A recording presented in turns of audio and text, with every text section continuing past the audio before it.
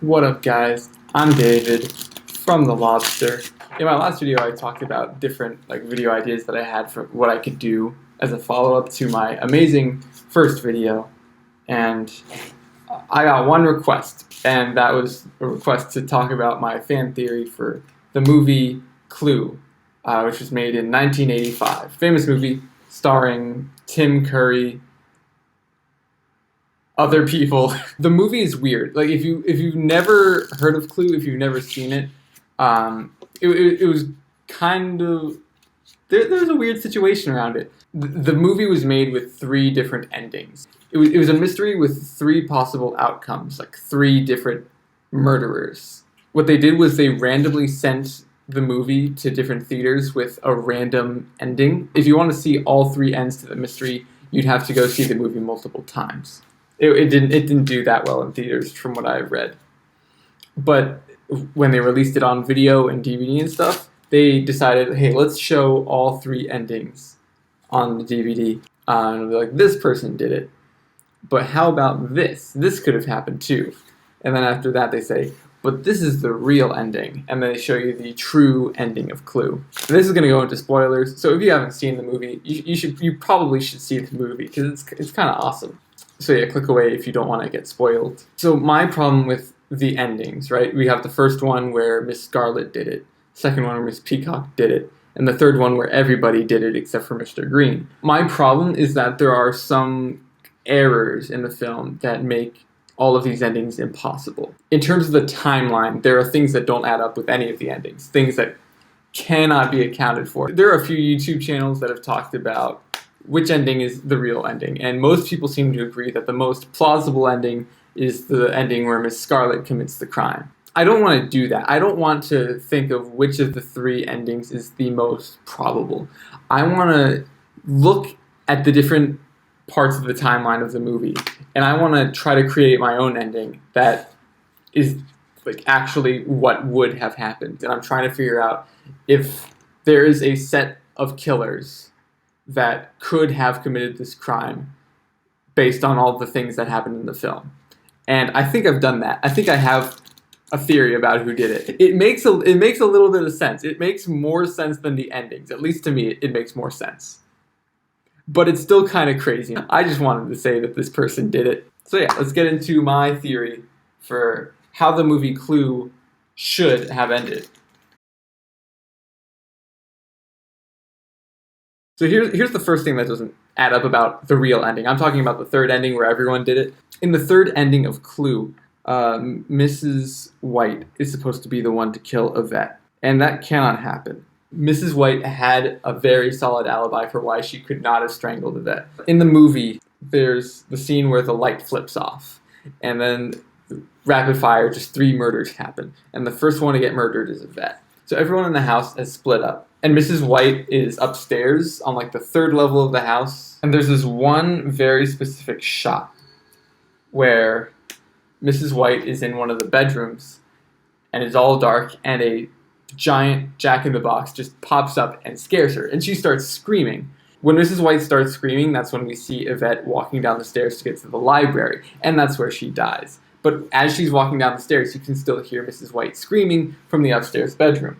Now the problem is when Yvette gets to the library, her killer is already there. It can't be Mrs. White, because somehow she'd have to walk past Yvette on the stairs without Yvette noticing. There's also another little thing that I guess is possible, but it doesn't make a lot of sense to me. My problem is that with the 3 rapid fire murders at the end, there is a span of around 1 minute where all of 3 of the killers would have had to have gotten their weapons from the cupboard and done the murders without walking past each other. And they also would have had to go back to where they were before the murders occurred. It's possible, but if you're about to murder someone, you're kind of paranoid of being caught.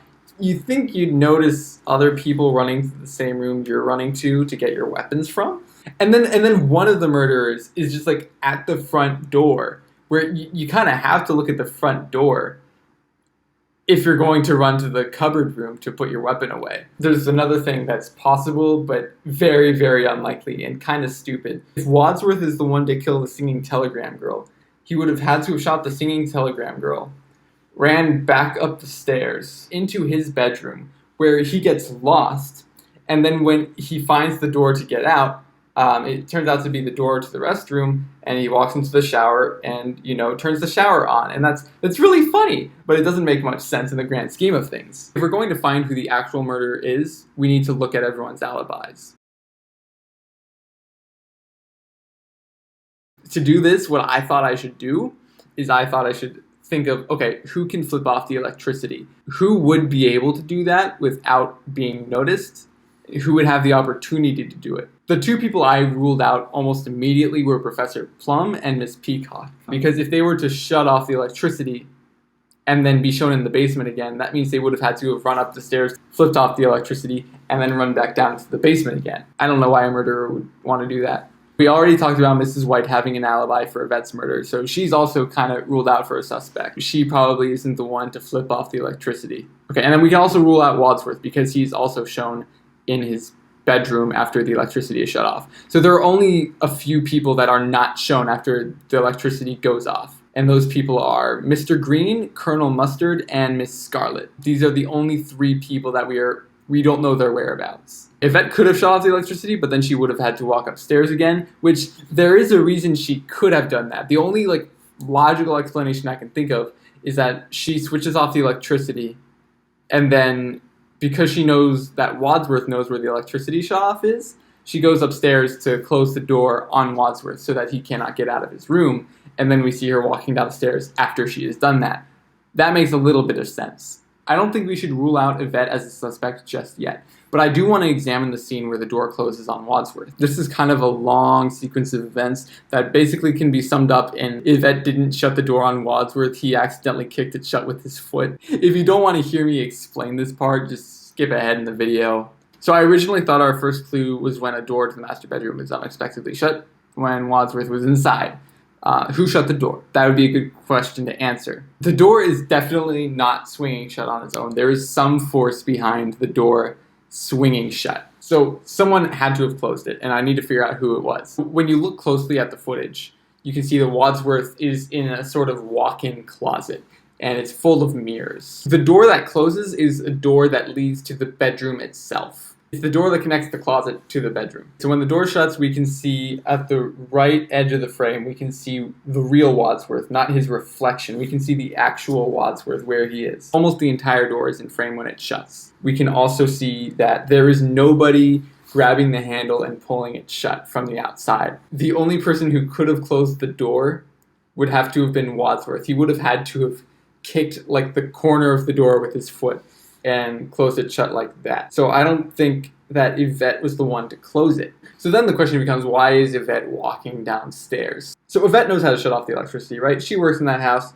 She definitely knows where the giant switch is. She's probably going downstairs to shut it off. But then she does this weird thing where she kind of looks around, and I'm guessing that's because maybe she hears a voice, someone calling her name. When she's in the billiard room and she gets strangled, we do hear the voice of the killer. But it's kind of hard to tell if it's a high-pitched male voice or a low-pitched female voice. And it's hard to match it to a specific character. But I think I know whose voice it is. And this is kind of the basis of my theory. But we'll get back to this in a little bit. So the other explanation would have had to have been that Yvette planned to meet someone in the billiard room. Maybe turning off the lights is her signal to come downstairs, go to the billiard room and meet them. If everyone's a suspect for the murder, and someone comes up to you and says, hey, let me meet with you alone. I have something to talk to you about. That kind of sounds a little murdery, and I think Yvette probably would have told someone that she was going to meet with this person.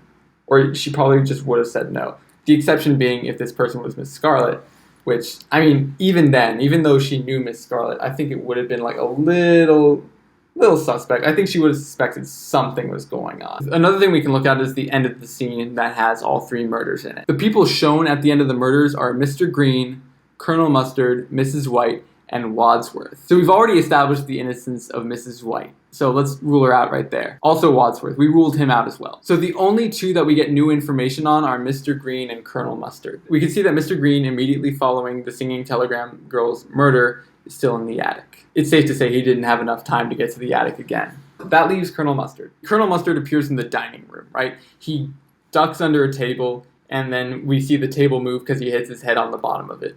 Since he's in the dining room, he's on the same floor that all these murders are happening on. Him climbing underneath the table, it can be seen as him running away from the murderer, or it could be seen as him running from the scene of the crime. He might be disposing the gun under the table. This also explains why he tries to get out from underneath the table so fast, hitting his head, because he's just dropping the gun. He doesn't mean to be there the whole time. So with all of these whereabouts taken into consideration, there are only two people we have not eliminated: Colonel Mustard and Miss Scarlet. Okay, so who's responsible for the last 3 murders? No! Oh, that's so sad. Okay, so forget the last 3 murders. We haven't discussed the first 3 murders: Mr. Body, the cook, and the motorist. So let's start with Mr. Body. When they all go into the kitchen to see the cook, and they find the cook murdered, that's when Mr. Body's murder happens. Every character is shown in that scene at least once. Every one of those characters went to the kitchen, except for one, and that is Yvette. She is the only one that does not appear on camera during that scene. So in accordance with the first ending of Clue, Yvette is the one who kills Mr. Body. The second murder is the murder of the cook, and I'll leave that for later, because it's kind of important for my theory. So then the third murder is the murder of the motorist, and Yvette probably didn't do this. The motorist was not involved in the whole scandal that implicated her and Colonel Mustard. Whoever killed their motorist had to have known their way around the house so well that they knew the secret passage to the lounge. Colonel Mustard, Wadsworth, and Yvette all know about the motorist's involvement in the whole Mr. Body blackmail scandal. But contrary to the so-called true ending of Clue, where they all do it, Colonel Mustard wouldn't be able to know about the secret passage unless Wadsworth or Yvette told him, which is an unlikely scenario, even though Colonel Mustard has a solid opportunity to unlock the weapons cabinet unnoticed and kill the motorist. I don't think he did it. So this all boils down: who killed the motorist and everyone else? Whose voice did we hear before Yvette was killed? I'm going to tell you who I think it is. I'm going to tell you exactly who I think it is. Ready? Are you ready? Drum roll, please. The murderer was the cook the whole time. In my theory, the cook was never murdered. My suspicion came about when I realized that the voice that appears before Yvette is murdered sounds eerily similar to the cook's voice. We don't hear her talking that often. She has one line in the movie. And if she were to whisper, it kind of would sound like the murderer's voice in that one scene. I know it sounds really far-fetched, but the idea of the cook killing everyone else, it actually explains so much. So we know that the cook is one of Mr. Body's accomplices. We also know that Wadsworth got Yvette in on the plot to take down Mr. Body's blackmailing ring. If Wadsworth asked Yvette to be involved in this whole thing, we also probably could have assumed that Wadsworth reached out to the cook. We know he also reached out to the motorist, right? He mentions that he himself invited the motorist that night. So we know that Wadsworth is reaching out to all the people that provide information for the blackmail. What if he asked the cook to help, and the cook said no? When we first see the cook in the movie, she does this really odd thing. Wadsworth walks into the kitchen and he asks, is everything all right? And she turns around and holds a knife to his throat. And that's kind of an overreaction to someone asking if you're all right. Why would she have done that if she wasn't angry with him for some reason? Another thing we know is that the cook is not just some ordinary cook. She is a very high-profile cook working for some very important people in the government. She cooks for Mrs. Peacock and her senator husband. Imagine you have such a high reputation as this cook who cooks for important people, and then all of a sudden you are implicated in a blackmailing scandal where you provided information to a blackmailer about the person that you are hired to cook for. That's not going to look very good on your resume if you're trying to find more work. She went to Mr. Body and told him of Wadsworth's plan. And so Mr. Body would have time to prepare his own plan. He brings the weapons along and he unleashes his plan. And it's crazy. I'm going to flip off the lights. One of you can kill Wadsworth now, and we can just go on as if nothing ever happened. Only an idiot would have this plan. Wadsworth is the good guy in this whole situation. Mr. Body is the one blackmailing everyone, right? If you're blackmailing people and you give them all weapons and you give them an opportunity to murder you and end their pain, why would they murder someone else who's offering you a way to bring the blackmailer to justice? That doesn't really make much sense. Mr. Body probably intended to fake his death. And then the cook could fake her own murder as a distraction to everyone else so that Mr. Body can make his getaway. I don't know what their exact plan would be, and it doesn't really matter, because that's not how it all turns out anyways. We know that the cook knows her way around knives, right? Based on the beginning of the film where she's just sharpening knives, she has respect for the weapon. She could have made an altered dagger to put into her back to make it look like she'd been stabbed. That could have happened. It's possible. This would also kind of explain how at the end of the movie when Wadsworth is running around giving his little spiel about how everyone was murdered, this would explain how he grabs a dagger off the table even though the dagger is in the cook's back already. There are two daggers. One of them is altered to make it look like the cook has been stabbed. There are two daggers. So Mr. Body pretends to be dead. The cook fakes her murder as a distraction. But when she screams to draw everyone away from Mr. Body, nobody hears her because, as Wadsworth hypothesized, the cook's screaming is drowned out by Mrs. Peacock's screaming after she thinks that the drink might have been poisoned. And then the cook puts herself in the freezer thinking, oh, they'll find my body when they come to look for me. But they all get into the kitchen. And Mr. Green walks in. He's the leader, basically, in this scene. He walks around. He says, well, nobody's here. And if you're the cook, and they go into the kitchen and they say, well, nobody's here, that kind of ruins your whole plan. You want them to think that you're murdered, and you want them to find your body. So at that moment, she panics, and she falls out the freezer door. It's great comedic timing for the joke, but it also plays super well into the theory I have that she's still alive. For the rest of the movie, the cook has a perfect alibi for all the murders. You know, they think she's dead. She could have just snuck around the whole place while everyone thinks she's dead. No one checks her throughout the whole film. She's just pretending to be dead in between the murders. And then when the moment is right, she goes to the weapons cabinet, which is in the room that they keep her body in. She takes the weapon and she does the murder with it. She uses all the secret passages that she knows about because she works in the house, and she's able to commit all of these murders. I finished the card house. And it's also possible that the cook had her own spare key to the weapons cabinet because, I don't know, she works there. She might have a spare key. So at the end, she flips off the electricity, lures Yvette into the billiard room. She kills Yvette for trying to bring Mr. Body to justice. She then kills the officer since he was also involved in the scandal. At the end of the murders, the singing telegram girl shows up and ends up murdered as well. The cook probably knew that the singing telegram girl would show up because almost everyone that showed up was there because Wadsworth had called them there. After all of this is done, the cook could play dead again and wait for an ideal opportunity to make an escape. So it's a really tedious situation, but I think it explains a lot about the murders and all the inconsistencies in what is supposedly the true ending of Clue. I think that the real true ending is that the cook did it. I'm going to knock down the tower now. Whoop. Perfect. So I hope you all enjoyed that. That was my theory about the movie Clue from the year 1985. It's a good movie. If you haven't checked it out, why the heck did you watch this? Are you confused? You're probably confused, but that is my theory. As always, comment if you think I'm stupid. Leave a like if you want. You don't have to, though. I'm kind of new to this whole YouTube thing. I'm testing out a new camera. It might be really bad. Who knows? It might be the best camera ever. Do whatever YouTubers normally say to do at the end of their videos. This is me signing out. Goodbye.